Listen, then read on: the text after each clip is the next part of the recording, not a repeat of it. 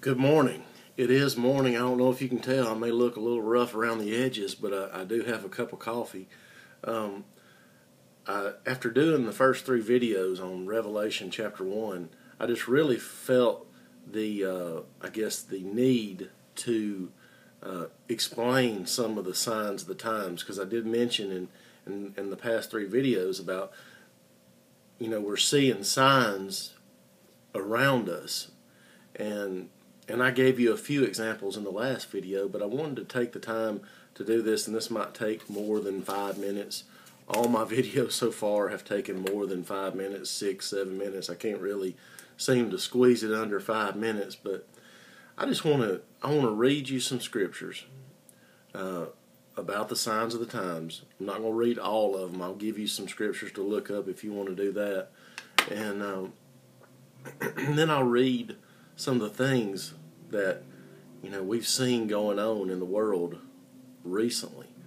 And these signs, as they happen in more frequency, as we see them happen in more frequency, it's kind of like a woman in birth, and as her birth pains get closer, well, she's about ready to give birth. And Jesus said, when you see these things, when you see all these things, know that it is close.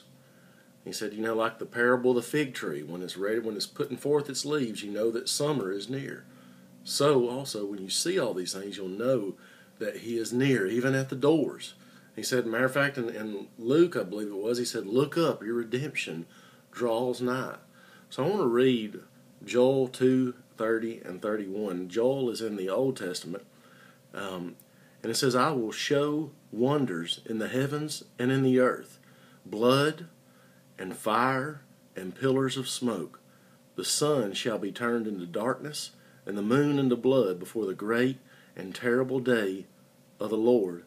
And it shall come to pass that whosoever shall call on the name of the Lord shall be delivered. So we see right here in Joel 2:30 that God is going to show signs in the heavens. Recently we saw a meteor crash blow up, explode over Russia, injured more than 500 people. On that same very day, a meteor the size of half a football field flies within our satellites. Another sign, a warning maybe, that his coming is imminent. Also it says, and in the earth, he'll show signs in the earth. It says blood and fire and pillars of smoke. I don't know if you know this, if you've read the Old Testament. Maybe you've watched the Bible story that came on History Channel this past Sunday. You'll notice that God in the past has turned water to blood to get people's attention, to get people that don't know God, to get their attention. He has to do something drastic because you won't listen, or because, I'm not saying you won't listen, but because most people won't listen to his call. They won't listen to his ministers that preach his word. So he has to do other things to get their attention. To say, hey, this evolution is garbage. Evolution is garbage. I created the heavens and the earth. Now, I want to also read to you another passage in the Old Testament. It's in Daniel chapter 12. And starting in verse 1 through 4 is what I want to read. And it says, at that time shall Michael stand up, the great prince, which standeth for the children of thy people, and there shall be a time of trouble, talking about the great tribulation period, the last 3.5 years on the earth. And there shall be a time of trouble such as never was since there was a nation, even to that same time. And at that time thy people shall be delivered, every one that shall be found written in the book. Read what Jesus said in the Gospels, Matthew chapter 24, Mark chapter 13, and Luke chapter 21. Verse 2, and many of them that sleep in the dust of the earth shall awake, some to everlasting life, and some to shame and everlasting contempt.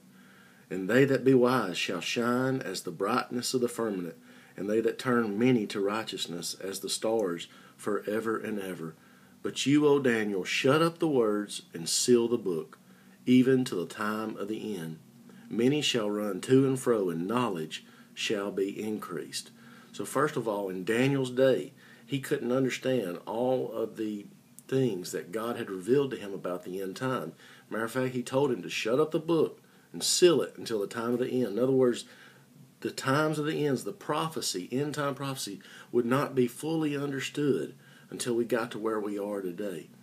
And it says, even the time of the end. How do we know that it's the time of the end? How do we know that it is?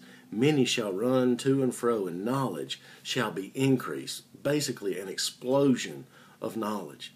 In the last 100 years, we have went from horse and buggies to jet planes and spaceships going to the moon and orbiting the earth. A knowledge explosion. So that's one of the signs that we know that we're living